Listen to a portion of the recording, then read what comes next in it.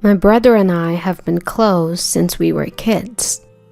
Even after we became adults, until he got married, we often spent our weekends together. Years passed since he got married. One day, when I assumed he was living happily, I received a shocking message from him. I'm being accused of an affair I know nothing about, and they're demanding compensation in the divorce court. It seemed that my sincere and earnest brother was being sued by his sister-in-law. I immediately headed to my brother's house. My name is Ava. I'm a 31-year-old woman working as a lawyer.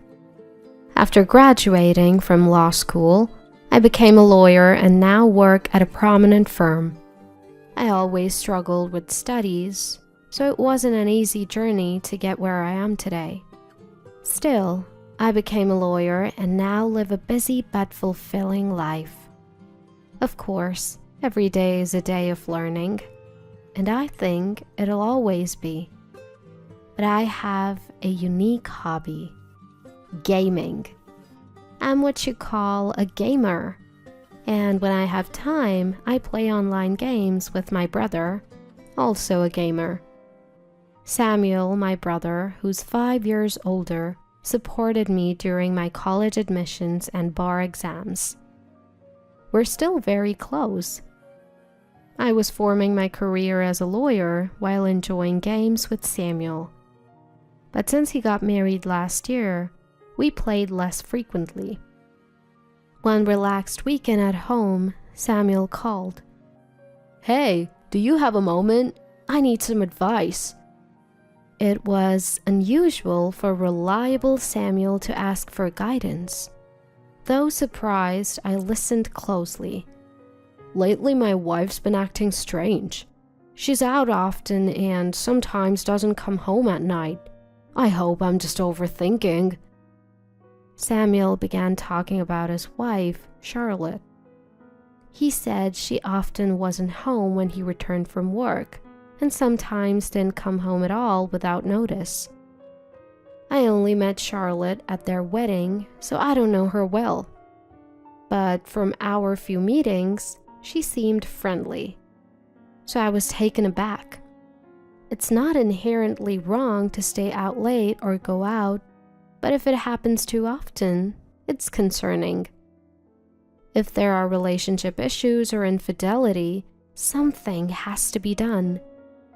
That's why Samuel consulted me, being a lawyer, about potential solutions.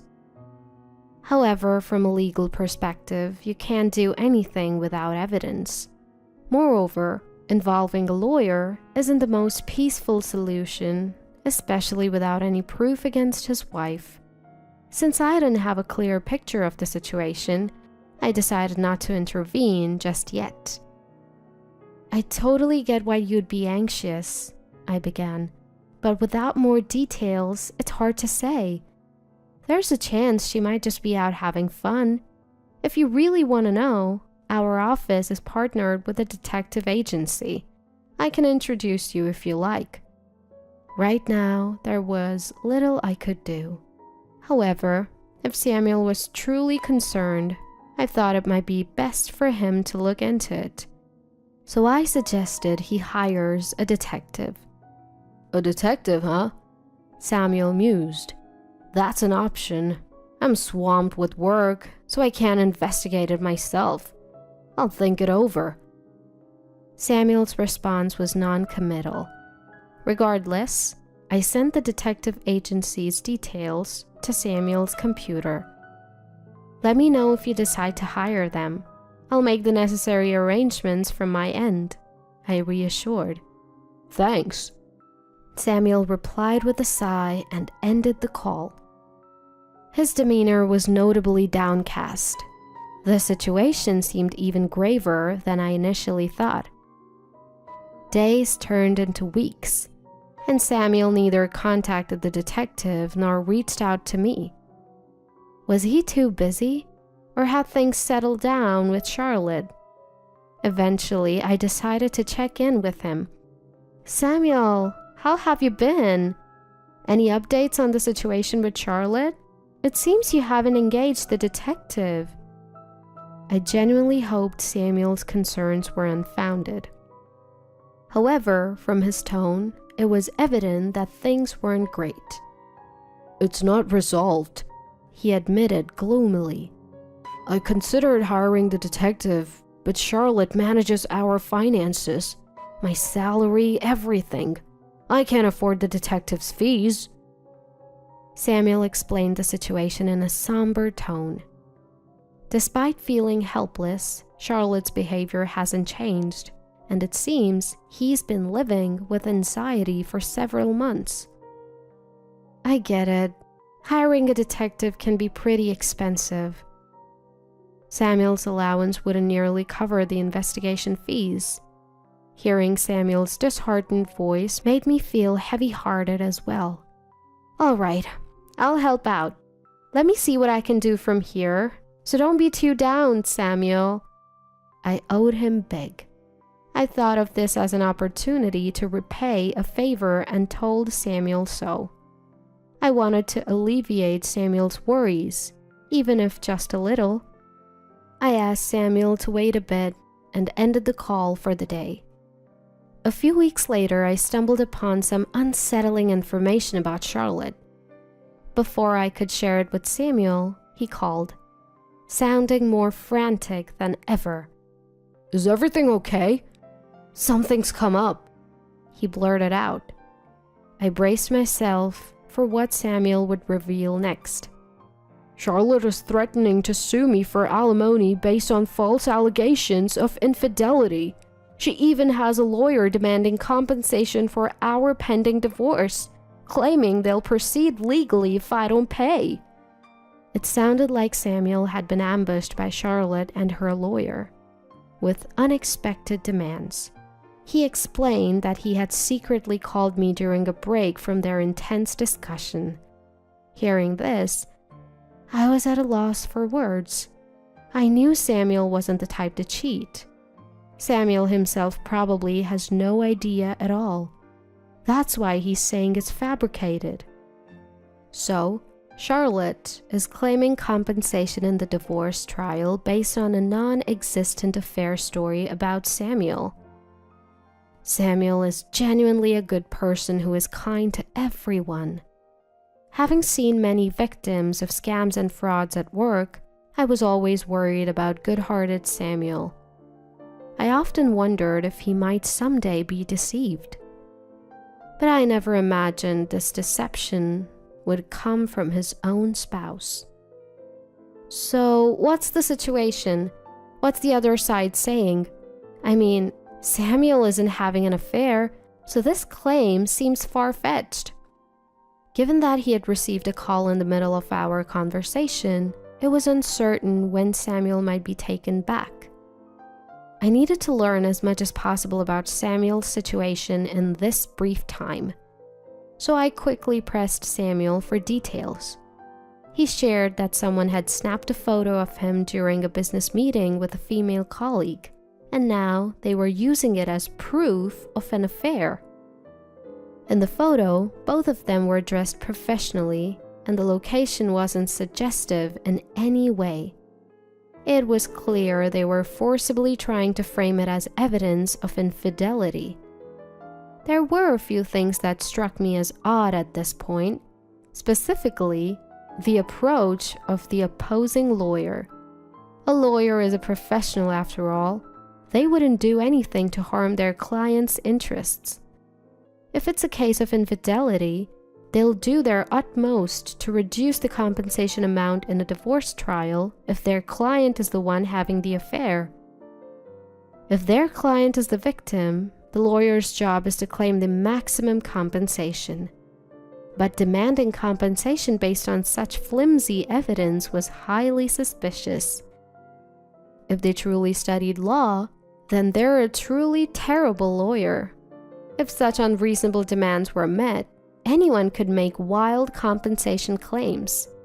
There was no need to accept such an absurd request. As a family, I couldn't stand by and do nothing. "Samuel, I'm coming over right now. Don't answer anything they say until I get there. Just stay put and wait for me." I decided to step in as Samuel's lawyer and talk to Charlotte and her lawyer. From lounging in my casual clothes, I quickly changed into my suit, shifting into work mode. I called a taxi and headed to Samuel's house as fast as I could. Upon arrival, I took a deep breath and rang the doorbell. It was Samuel who answered, and he welcomed me inside. Heading to the living room, I found Charlotte sitting next to an unfamiliar man. This man seemed to be Charlotte's attorney. Both of them looked at me in surprise. "Sister-in-law, it's been a while." I greeted Charlotte briefly and then introduced myself to the man beside her. "Nice to meet you. I'm Ava, an attorney. I'm here today representing Samuel." At my words, both Charlotte and her attorney looked shocked. "What? Ava? A lawyer? You're joking, right?" Charlotte mumbled, exchanging a quick glance with the man beside her. It's understandable that she was taken aback. She had no idea that I practiced law. I had been approached for free consultations and mentioned behind my back, leading to past troubles. As a result, I seldom share my profession with anyone other than close friends and family. Of course, that includes relatives too. Samuel understood my sentiments, so he never mentioned my job to Charlotte. That's probably why she was so surprised to see me step in as a lawyer. Charlotte controlled Samuel's income. He wouldn't have the means to hire a lawyer under normal circumstances.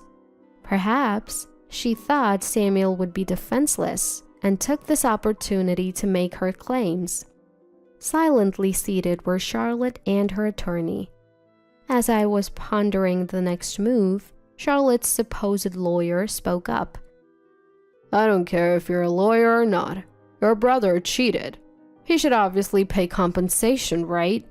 Beside him, Charlotte nodded in agreement. Did they genuinely believe they could win compensation in a divorce case with that? What do you have as evidence of this alleged affair? While I could never believe any tales of Samuel's infidelity, the two kept insisting even after I arrived.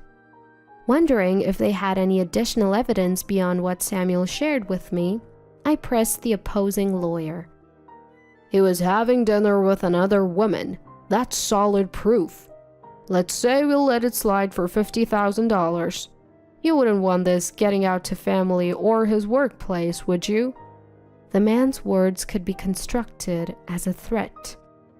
I almost chuckled, demanding $50,000 based on such a flimsy accusation.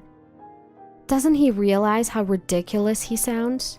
His bold claims only made me want to laugh more. By this point, my suspicions were nearly confirmed that this attorney might just be a fake. Despite being a so-called attorney, he had employed what seemed like threats against Samuel, something that had caught my attention from the start. I initially thought he might just be a corrupt lawyer, but even with a genuine attorney like me present, he kept making statements no real lawyer would utter. Claiming $50,000 compensation based on a mere public meeting is absurd.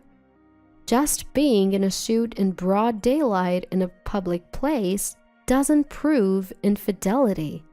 To prove adultery, there needs to be direct evidence of actual misconduct. Any attorney would know this. It's a fundamental aspect of the law. If he doesn't even know this, something's off. "I understand your concerns," I began, "but we can't just agree to the payment. Sir, could you provide your attorney license number and your full name? If you could also provide the name of your firm, I'll get in touch to set up another meeting." I pressed the opposing lawyer for his credentials. As expected, he began to falter. "I can't quite remember my license number right now. I must have forgotten. Please contact my wife for appointments." Forgetting one's own attorney license number? That's unimaginable for a real attorney. It's clear he's trying to deflect and quickly exit the situation. You can't say it, can you? Because you're not a real lawyer. I hit the nail on the head. I thought he would admit it now, but he defiantly countered. What are you talking about? That's absurd. I could sue you for defamation. If he could, I wished he would. I couldn't help but burst out laughing. If you're genuine, then tell me. A trustworthy attorney wouldn't hide their identity. And a real attorney wouldn't threaten to sue over such a minor issue. I replied with a smirk, leaving him speechless. The tables seemed to have turned. Both Charlotte and the imposter attorney looked defeated. Now, the ball was in my court. Mr. Fake Attorney, aren't you actually Logan, sister-in-law's former classmate? You work in sales, don't you? Hearing this, the two of them looked up in shock. Samuel, who had been quietly watching the exchange beside me, looked at me in surprise. You're not an attorney. Your sister-in-law's affair partner. It wasn't Samuel having the affair. It was you two, wasn't it? Am I right, Charlotte? Everyone in the room was taken aback by my revelations. The sudden appearance of an attorney who knew everything must have been startling. I had been consulted by Samuel, and after learning he couldn't afford to investigate, I took matters into my own hands. I couldn't stand seeing Samuel so distressed. An investigation revealed Charlotte's affair. I had been informed of every detail about the man she was seeing, including his identity.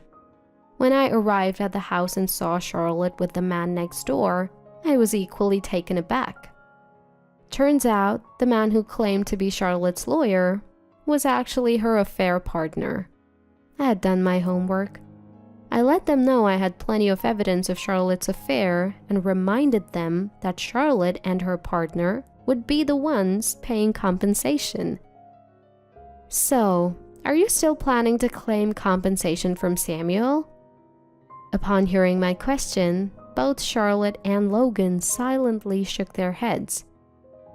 I'm so sorry. I never meant for any of this to happen. Please forgive me. Perhaps realizing she would be the one paying, Charlotte's tone shifted to remorseful and apologetic. Logan, seeing Charlotte's demeanor, gave a slight nod of his head. Charlotte then began to talk about the fake affair. It seemed Logan had expressed his wish to marry her, and she had felt the same way. They decided to fabricate an affair to push for the divorce. The idea of also getting compensation money seemed like a good plan to her.